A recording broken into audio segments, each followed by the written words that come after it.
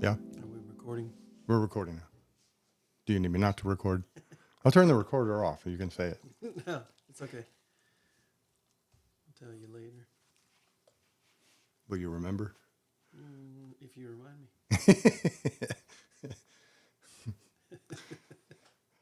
Remind me to remind Mike what he Yes. was supposed to remember.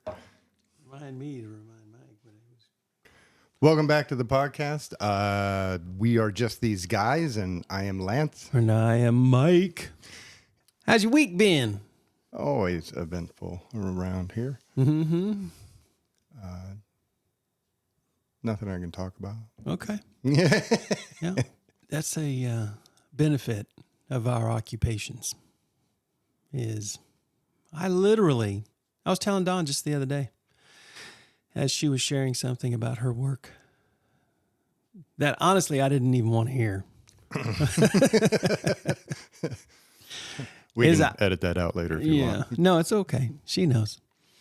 I never share anything with her about work. I'm talking about church work because I have so many things that I just am not. At liberty. I'm at liberty, right, to share. But I just throw everything in there. When I leave there, I leave there. Until somebody calls me. But I just don't share anything to the point to where there are things that she should know about. Like an event going on or something. She never finds out about it from me. Always from somebody else. Didn't I tell you? So Nancy knows that she needs to keep Dawn informed. So, how's your week been? Yeah, fine. Anything interesting? Not that I can talk about. Yeah, that's true. Yeah. True for both of us, really. What the heck are we doing a podcast for? I don't know. Because we're just a couple of guys who are idiots. Sure. The comedian I sent you the clip of last night. Yeah. Yeah. He went to a psychologist to get assessed for Alzheimer's, and the psychologist stopped about halfway through and said, you don't have Alzheimer's. I figured that out. Well, how do you know that? Because all this testing right here is showing me you're an idiot. You got idiotism. That's all this is. That's You're all. just a big idiot. That's your only problem. Not sure that can be solved. There's. It's fun in our world, but It really is. And this is a good cup. It really isn't coffee, is it? No. Is there, at this point, is there no coffee in it whatsoever? I don't know because I'm not up there doing this whole Starbucks routine for you. What? I grab a K-cup of cappuccino, caramel cappuccino, Okay. throw it in the machine. Yeah. When it gets done, the K-cup is empty. Mm-hmm. So with mine, there's coffee grounds left in the K-cup. Oh, yeah. Well, then there's no coffee. So I don't know actually what's in there. 'Cause every time I look, the cup's empty afterwards. I'm afraid to open it up beforehand. Yeah. So my priority obviously is not the hype of the caffeine. It's the taste. So No, I like it. And the dollop of whipped topping or whatever that is always adds to it. So thank you very much. and part of the reason I did start drinking coffee so many years ago is because I will chug stuff that I enjoy, Pepsi, Oh, yeah. cappuccinos. I'll chug them. Yep. They'll just be gone in minutes. So Yep. I don't actually, my body doesn't actually desire or need that much fluid or sugar. So I get the coffee or the water because I'm Yeah. not going to chug it.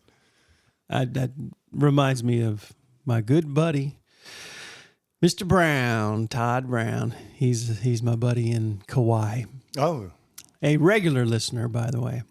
And he used to. aloha, brother. Aloha, brother. We lived in the same place here in Wichita, and he used to buy 2 liters of Mountain Dew. And he didn't bother with a glass. He would chug straight from the Mountain Dew. And a lot of times he would down a Mountain Dew in one shot. You can do that. Yeah. One shot, two shots. And you want to talk about a massive amount of caffeine and liquid. We were always just amazed. It was like a stupid human trick. Talk about, Brownie, I love you. But talk about, you're an idiot. Oh, see something funny? Yeah. Buy Brownie a Mountain Dew. My heart would have exploded and my gut. But yeah, that's what that reminded me of. Brownie, never stop drinking Mountain Dew without medical attention. Yeah, do not go cold turkey. Your head will explode. I don't even know if he does drink Mountain Dew anymore, but yeah. So, aloha. It's a little early for him right now, but Well, this may be a shorter podcast today. I will show you something new. I don't know that it'll make it into the podcast, go for it. but I'll show you something new I figured out. Mm-hmm. By the way, real quick, but can I interrupt you? How about those Lions? Did you wonder if I was going to bring that up? Well, this is my brain, your brain. I was wondering if you're going to bring it up, and then I got to thinking that there's a certain segment of the population that tune into this every week, and they will be kind of in on the whole discussion. Sure. But then there's a majority, as this podcast is growing, there's a majority who are starting at 1. Right. So they're going to hit this podcast Yeah. February. This is old news. What? Lions. Well, for those of you who are hanging right along with the ride, you know last week that I predicted that the Detroit Lions would beat the Kansas City Chiefs. Now, I had one factor wrong. I thought the game was in Detroit, but that makes my prediction even a little more, I don't know what word to use. It's because it's not amazing. This is just a prediction. It makes it a little more relevant because it just shows you where Detroit is. And I know that the Chiefs were missing Kelsey, but they're going to have a rough go. They have every team, let's put it this way, every team, even more so than seasons past, they're going to give them their best because they know a little bit more. They know a little bit. They got another season of film to watch. They got another season of, and you still have Andy Reid, and it's so hard to repeat. It is so hard to repeat. I don't know when the last time was. It's been a while. And if anybody can do it, they can. I mean, absolutely. And I'm a Chiefs fan. They're kind of like the Patriots now. You just expect they're going to be in the Super Bowl. Yeah. This doesn't mean anything to anybody. It was an off game. Well, we expect it, but that don't make it easy. And the reality is that there's a whole lot of Chiefs fans right now that are still thinking their whole season is lost. And that's not what I'm saying. I'm just saying it's going to be tough. And the Lions, more than anything else, I'm saying, watch out for the Lions. When they win the Super Bowl this year, there's your prediction. Yeah. When they win the Super Bowl, you can. For those of you who are just catching up, you will see it just had happened. Well, that's not even the prediction, and that's just the wild throw the dart at the board. Yeah. Hope it hits. Well, I don't have any money on it. But the prediction, though, that is eye-opening, though, is your prediction that the Chiefs are going to have a rough go of it this year. Mm-hmm. And see, I don't see that at all. So I'm like, whoa. Yeah, well, I hope you're right. My gut is telling me. Well, see, that's what you said about the Detroit game. It's going to be tough. I was wrong. Mm-hmm. Mm-hmm. So, and the thing is, I don't bet because I just don't. I know darn well that if I put money on something, I'm going to lose. And it's not my money anyway. So I just don't bet it. I wouldn't bet your money. Why would I bet God's money? yeah. That's just that's how I live. It's not a holier than thou kind of statement. It's just it's the way I live my life. I need to be a little more frugal in other areas. I want to be. Well, that does bring up an interesting topic. I saw this presentation by a gentleman years ago. He was a pastor out of a small church on the north side of the Dallas-Fort Worth complex, and small, teeny tiny church. And John, and stop me if you heard this, John was on the board of the church, and one day John called the pastor to meet him for lunch downtown Dallas, top of the skyscraper spinning restaurant, and he gets up there and he's looking at the menu, and steaks are $80, $90, and he's like, don't even look at the menu, just order what you want. We're gonna have a nice lunch, just you and me. And what John did is he turned to the pastor and said, I make a lot of money, but I don't know the people. You work with the people and you need money. So here's what we're going to do. And he hands him a checkbook and says, I've established a pastor's discretion fund. And I put $5,000 in there. So when you're working with the people, whenever you see a need, you write them a check. You take care of it. And every quarter we'll meet here. You'll show me what you're spending my money on, and we'll have a nice lunch and we'll have a good time. And he said, wow. So, every day he would get up every morning, get his keys, get his wallet, and get John's checkbook, put it in his pocket. And he'd walk around all day looking, listening. And whenever he saw, he says, I can remember the first time I bought a single mother a washer and a dryer. And the first time I got a 16-year-old a bus ticket to go back to her parents. He says, I remember those things. And every day I'm looking, what can I do with John's money? What can I do with John's money? And he says, I kept that checkbook down to the penny. He said, mine, kind of floats a little bit here or there. And then he said, every quarter we sit down and talk, and I would show him, I bought this and I bought that. And he said, some of the stories, John would just keep eating and say, yeah, that's nice. He said, but then some of the stories, John would just sit back and scream in the restaurant, hallelujah. And he said, I took note of those stories. Yeah. Do more of those. Yeah. And he said,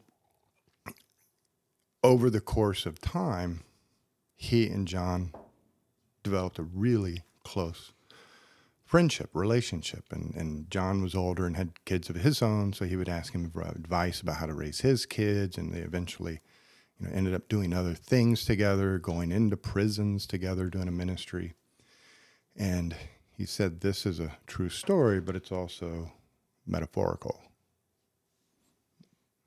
Because all this stuff we have is not ours, it's God's, and it's God's money, and he's entrusting it to us. And, the parable about, why, the talents. One guy got 1 talent, he went and buried it, and the other guy got 3, and he went and invested it. And the master was more pleased with the one who invested than the one who squirreled it away. Right. Definitely would not have been happy with the guy that went and bought beer with it. Sure. But he said, as I walked around every day thinking about what am I going to do with this blessing John has given me to bless other people, that helped me start to develop a deeper relationship with John. And he said, well, that is exactly how I see our relationship with God. We've been blessed with these talents, treasure, time. And what are we doing every minute of every day with the talents and treasures and times we've been blessed with? Where are we investing that in God's kingdom? What are we doing with the stuff that we have? And I was remember sitting back after reading that or watching that, just going, wow, what am I doing with all the time and talent? Yep. Little treasure. Yeah, absolutely. That I've been blessed with. Am I using it to, enrich my life? Am I using it to please other people for another day? Or am I investing? Am I listening to what gets God excited that I do or spend or buy and am I trying to do more of that? Thanks for sharing that. That was good. As you were telling me this, I was thinking, okay, because there's a lot of stuff. Well, I shouldn't say that. That sounds. There are things that I could share. And I suppose in the past I would have thought I didn't want it to come across wrong. So what I was doing was worrying too much about what other people think. So, Fundamental number 1, fundamental number 3, fundamental number 4, all wrapped up in a pancake right there. Yep. And have you noticed at all that I'm getting a little better? Oh yeah, I'm listening. The hesitations, I know what you're doing. Yeah. You're trying to think it through. Yeah, I'm in processing a it. Yep. way. Yes, instead of just not even Right. starting. So I'm getting better. Still mindful, but getting better. So yesterday, I'm just going to tell this story. Yesterday, there's a gentleman who is homeless. He's been homeless for about 4 years, believe it or not, here in Wichita. And he has been able to get some funds to be able to get off the street. He had a place that he had secured. He needed about $60. Now, understand, I always tell, and I always go into situations with my eyes open. I've been around the block for a couple of times. But he needed $60. So he's calling me. He tells me where he's at. I said, okay, here's the deal. I'm going to help you out with this, but I've been helping you out for a little while here, quite a bit here in the last couple of weeks. And this is you're going to need to stand up for a little while here. You got to understand, I try to help as many people as I can. Sure. And so I met him at Buffalo Park, and he was standing over in Buffalo Park, and I could see him from Mays Road. And so he sees me, and I wave at him, and I turn right into a parking lot. Right. So I turn right into a parking lot, and if you're from Wichita, it's just south of the Dillons. So we're at Central and Mays. I turn right into a parking lot, and I realize this is a daycare. And so it might not look real good in the parking lot of a daycare, me making an exchange with somebody, but it was going to happen quick, not a big deal. And so I turn around in the lot, and now I'm facing back out. I'm facing the drive as I'm going out. He comes up to my side window, and I roll down the window. I hand him $60. He's very thankful. He's Sure. He's the kind of guy you want to help. Sure. And so give him the $60. He takes off walking, heading south on Mays Road because he's got to go to Maple and West. But anyway, I pull out and I take off and I go to the church. About 10 minutes later, I get a phone call and it says no caller ID. So I don't remember exactly what I was doing. It wasn't that long ago. But, I was driving still. And so I didn't answer it.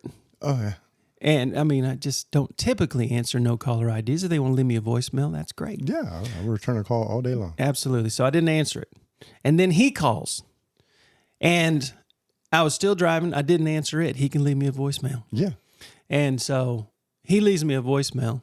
I check the voicemail. Mike, can you answer your phone? The police saw you give me the money, and they think that something weird is going on, and they got me pulled over.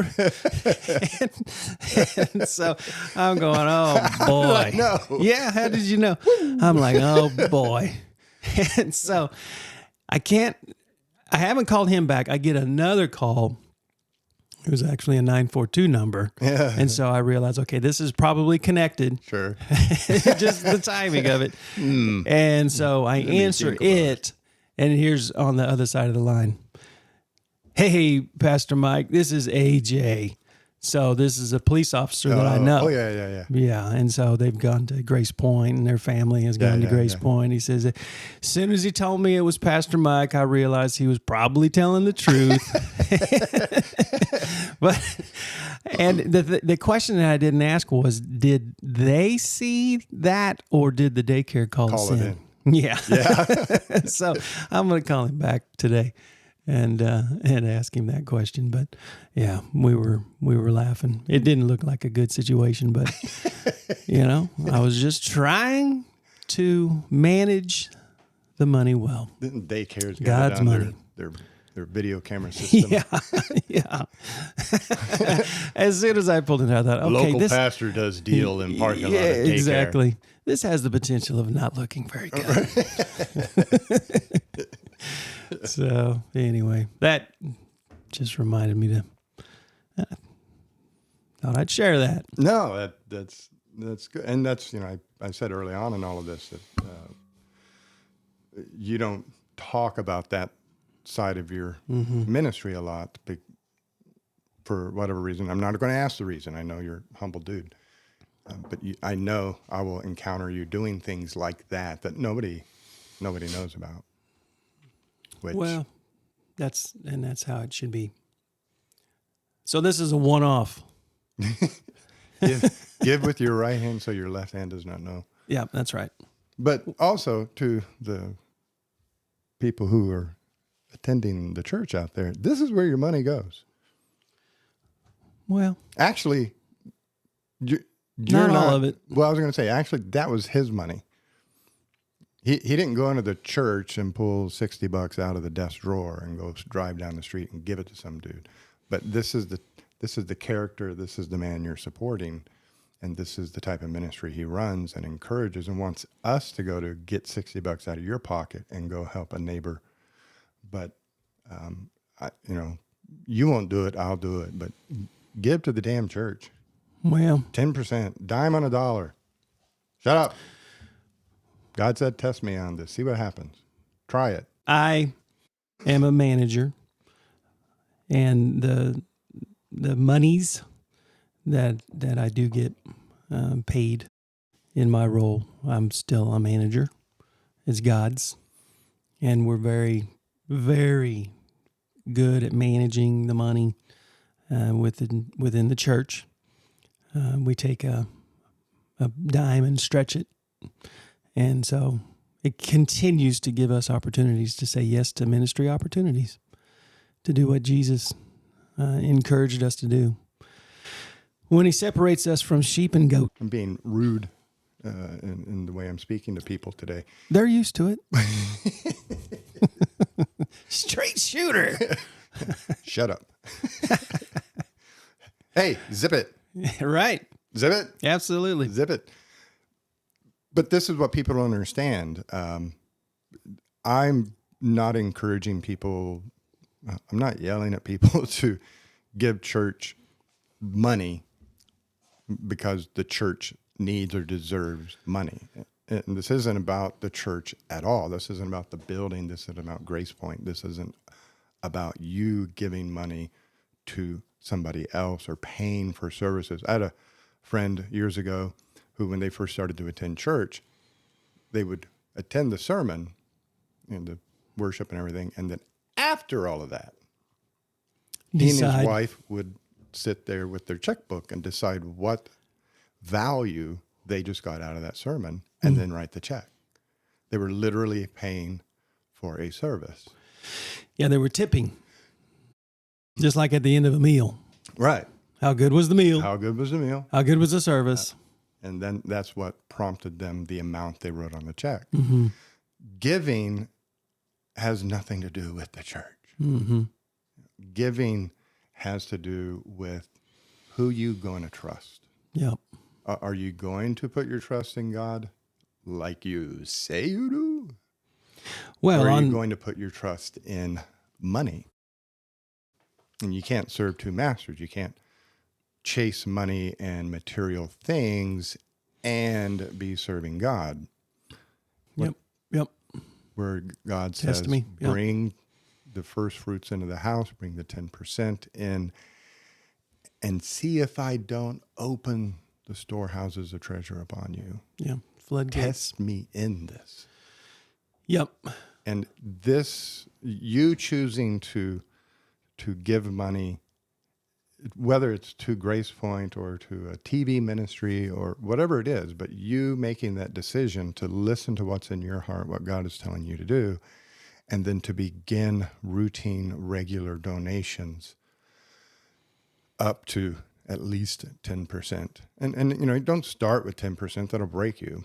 Start with 2%. Say, this is what we can do right now, and as we move forward, we'll try to expand that. But your relationship with God, he gives you the dollar bill.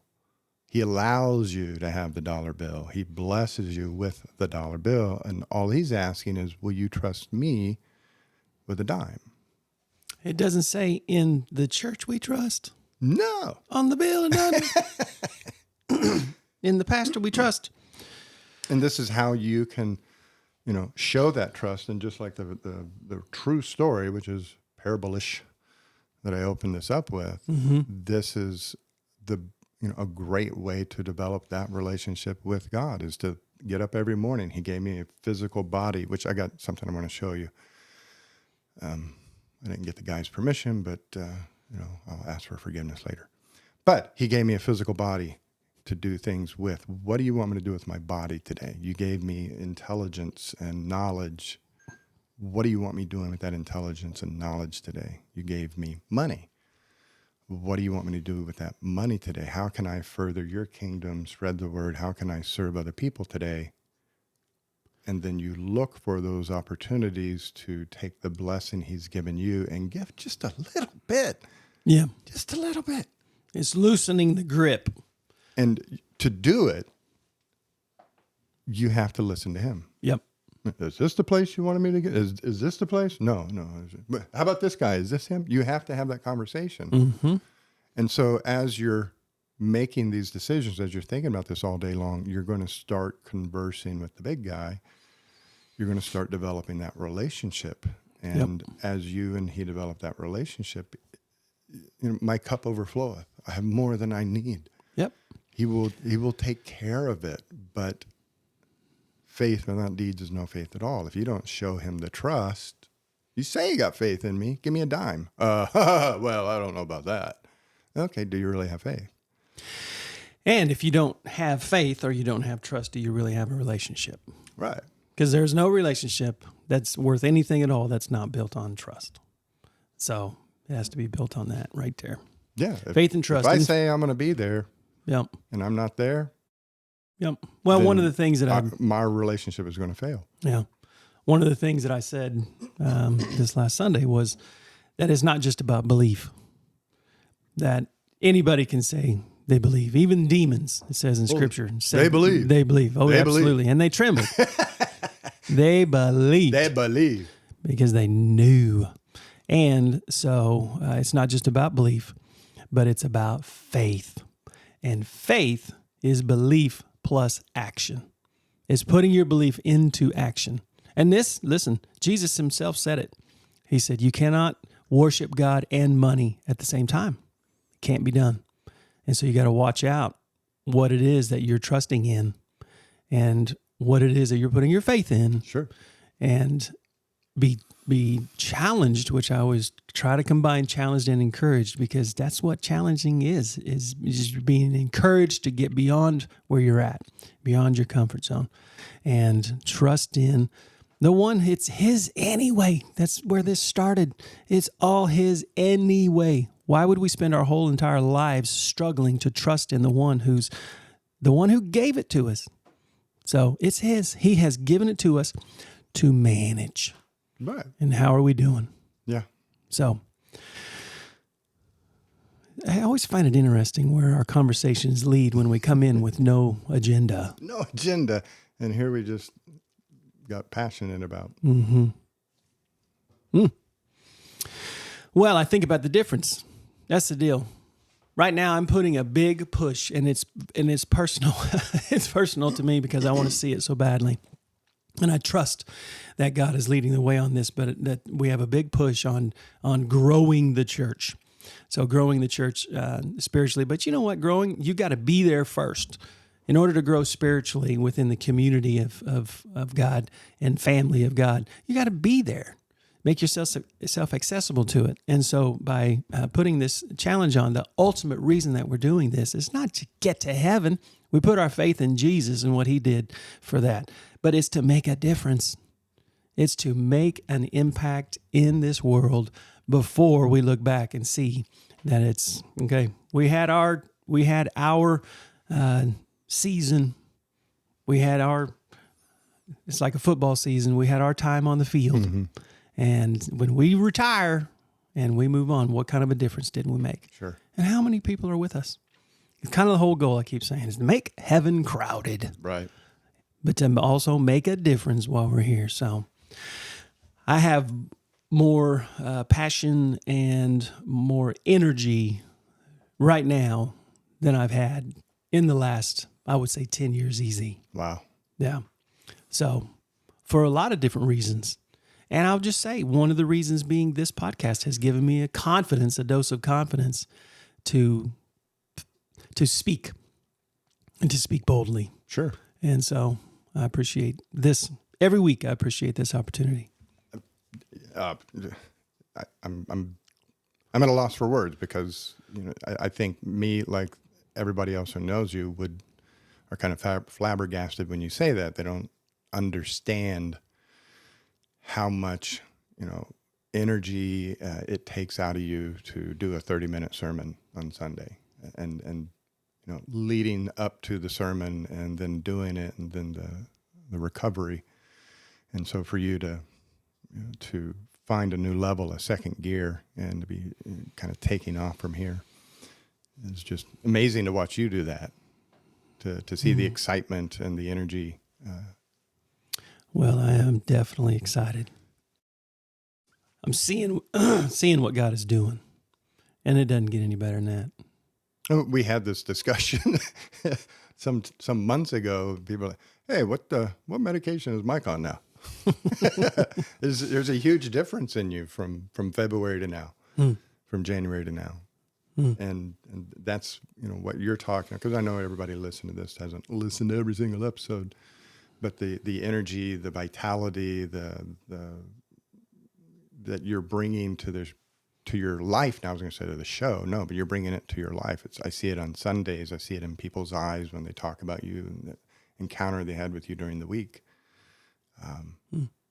Yeah, it is noticeable. Everybody is noticing what you just said, that there's more excitement, energy, and passion. Well, we're just getting started. That's the most exciting thing of all. And for all of you out there, pray and ask, how can I help further the kingdom of God? And if you get the message, if you get the feeling, if you get the urge that is somehow to work with Grace Point in some capacity with your time, talent, and treasure, I'd give out your phone number, but I don't want it to blow up. But get a hold of the church. Walk in. Yep. There's usually a sign-up sheet for something at the information center. Literally to this day, which is,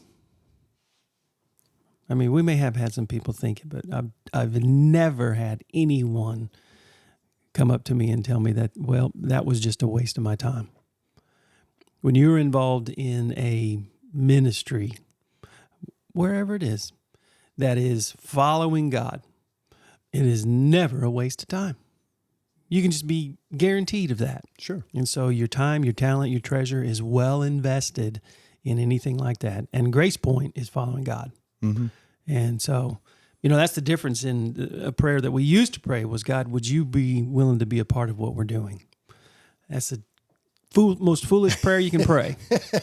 And self-centered. We're going to go do this. You want to join us? Yep. That's a me, myself, and I prayer. Yeah. The prayer that we pray is, God, allow us to be a part of what you're doing. Mm-hmm. And huge difference. Sure. And much greater opportunities. And so, yeah, we are getting a front row seat on the bus while he drives. Yeah. And yeah, it's amazing. So if you find yourself looking for a greater purpose, join in. Find your seat.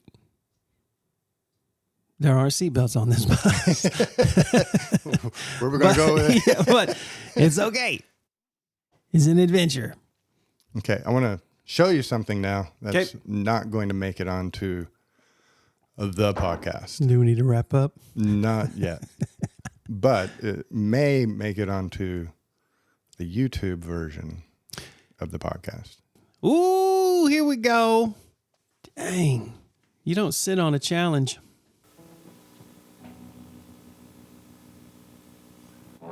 Remember Marty McFly? That's exactly what you were thinking, weren't you? Yeah.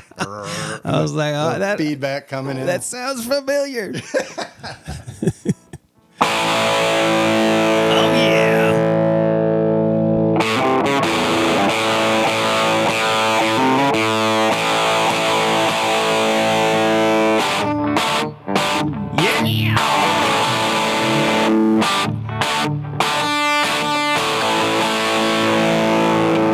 figured out how to route Oh, the that's guitar through the good. soundboard. So, That is awesome. well, you had said that, you know, you wanted me to prove I could play. Now, I don't play well. In fact, But you play a lot better than you used to. I with a don't lot of even hard work. get to hear myself for 2 or 3 weeks at a time. Sure.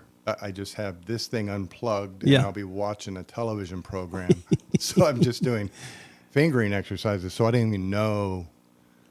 Yeah. I'm just trying to get the speed and quality up to where when I do play it, because I want to play like Eddie Van Halen. I don't care about sitting around the campfire, you know, playing songs like.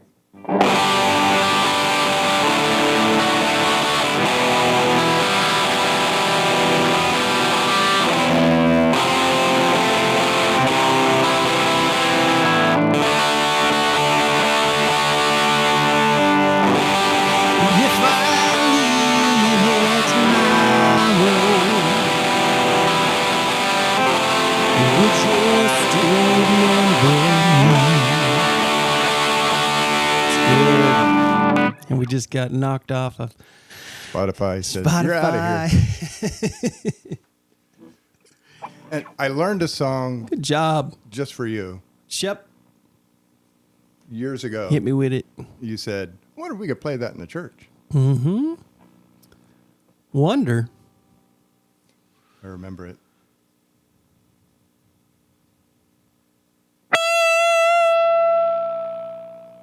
I recognize it. You recognize it? Is this name that tune?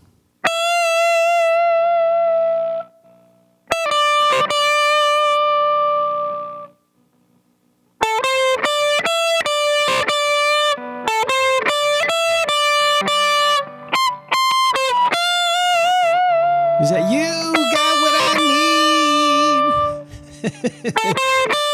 Just a friend. Oh, baby, you got what I need. You say you're just a friend. You say you're just a friend. Oh, baby,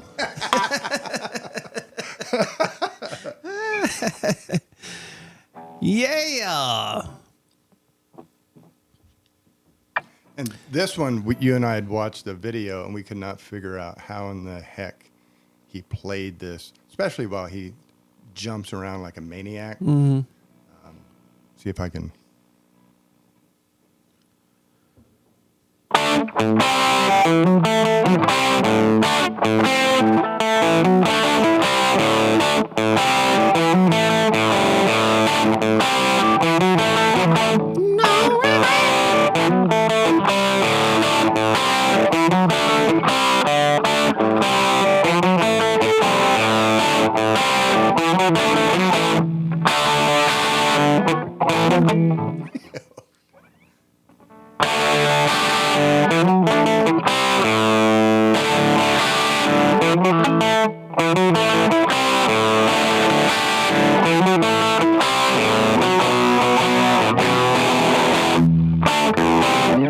Very nervous when you watch me play. ACDC, right?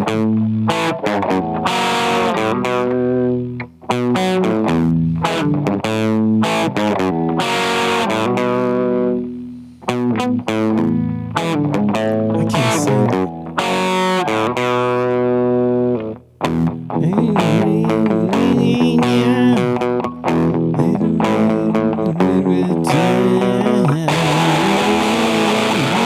Can't remember the words, but I can remember the basic. Well, I'm going to say you don't want to sing the She words. hates me. Chef Lappin hates me.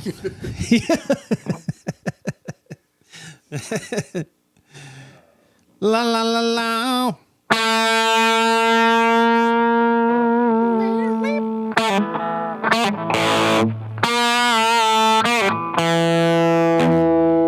Okay.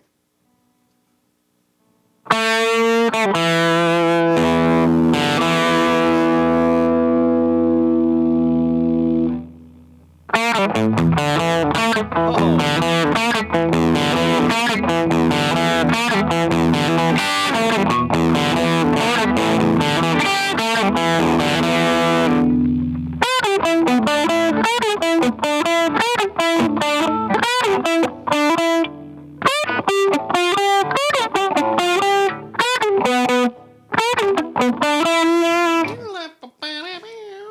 See, that's where I want to be. I can't.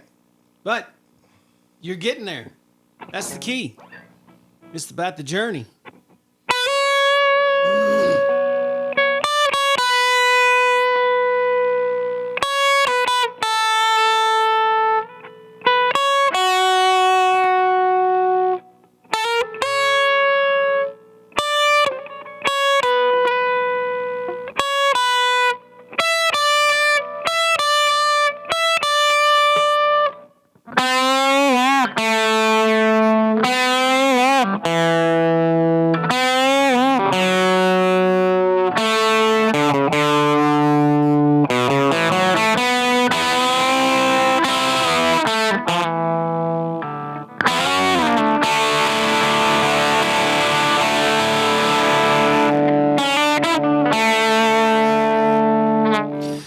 What are the first words?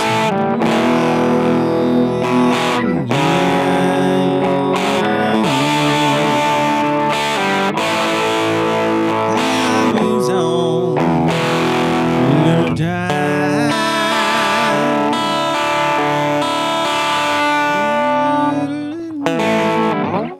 Tuesday's gone. Tuesday's gone with the wind. That's good. Now, here's what I appreciate about you is you are putting the work in, but you're putting the work in, even that little pull up with your ring finger and your, of course, your, opposite hand, but your ring finger and your pinky.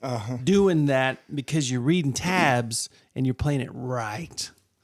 I have always just muffled my way through close. And a lot of times you can get there quicker just by getting close. But to play it right and to get there and playing it right, that's to be commended. Yeah, I watched Roger on Sunday, and for those of you who don't know Roger, our church lead guitarist. Yeah. He literally his quality. He's like Eddie Van Halen. I mean, he can play at that level, and he does. And well, he started playing. I know, like a year ago. I know, but that's we were talking 60. about tired to inspire. Yep. He's in his 60s and he plays like a 19-year-old. Yep. And he's up there fiddling with the buttons and the knobs, and when Yep. it's just a few chords, that's his part. He makes it into something else standing Sure. back there. Yeah. But I told you I was going to show you something. That's cool. See if you remember this.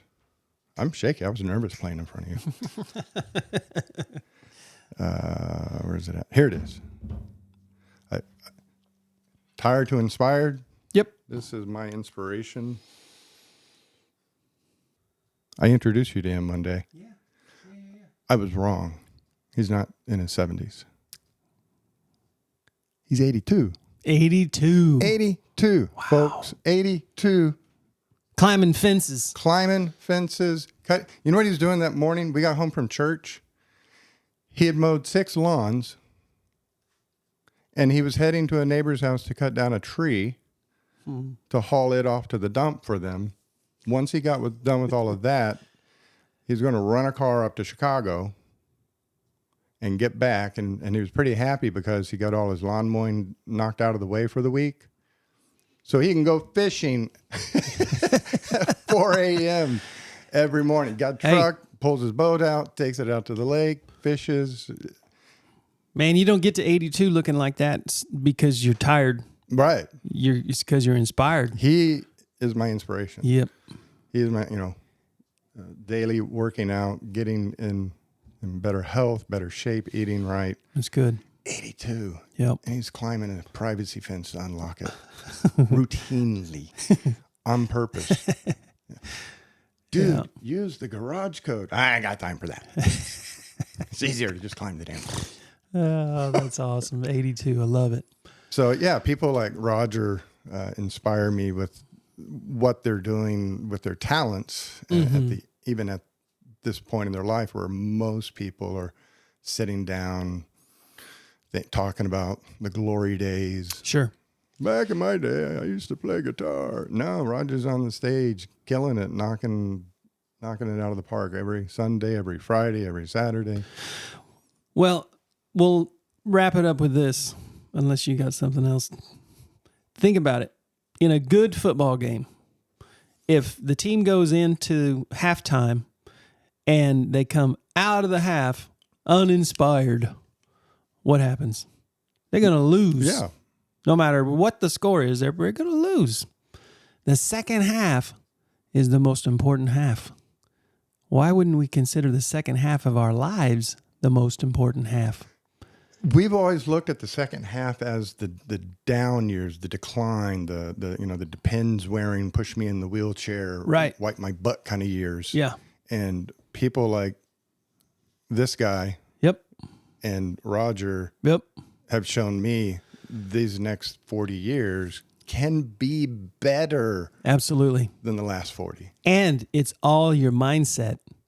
What's your expectation? Sure. How are you going to approach it? What are you going to do with it? I think about my father-in-law. He's 87 years old. Looks great. Doesn't just look great. He is active. He's constantly on the go. And I'm thinking, 87, okay, I'm about to turn 56. That's another little life right there. Yeah. That's second half. Let's go. And these men show us the trajectory can be upward. Yep. Yeah. So I was talking with a lady in the church just Sunday. She said, I'm 80 years old and I'm ready to get going. She said, 80. And now she was talking about, I don't exercise, I don't eat right, I don't this and that. She was a tiny little thing. But 80, I mean, 80 used to be, think about how old 80 used to be. yeah, no, I do. My grandparents. It's funny I how look at them. the closer you get to it. My parents didn't make it out of their 60s. A lot of my mother's family didn't make it out of their 60s. My grandparents, I think, made it into their 80s, but it was the prototypical, kind of decline there at the end into the 70s and stuff. So Yep. seeing that these things, they show me it's possible. Right. Now, how do I get from where I'm at with my guitar to where Roger is? Daily practice. You got to put the work in. Yep. How do I get from where I'm at physically and mentally to where Larry is? Mm-hmm. Daily working out, daily activity, daily, keeping my mind fresh, goals. Yep. If I accomplish something, what's the next thing to accomplish? And just that constant movement, being inspired to do the next thing. Yep. And if you can combine that with God's purpose for your life, Mm-hmm. You're on Look fire. out. You're Yeah. on fire. Look out. All right, guys. Well, I hope you enjoyed looking at Mike for most of this day today. Something happened to the other camera and it dropped out. So you get to... There could be worse things. And for those of you on the podcast, you don't care because you're not looking at us anyway. Right. So we hope you had a good time listening to us today. We are just these guys. Catch us on any podcast wherever you get them. Catch our videos on the YouTube channel. We are on Facebook. Go there, like and click. And it's the Word of Web. Take a moment. And I say this at the end because people at the beginning, you're here. You're a trooper. You've hung on this far. Woo. Take another minute to share this podcast with somebody else. Yep. Thank you. Have an awesome week. We'll see you.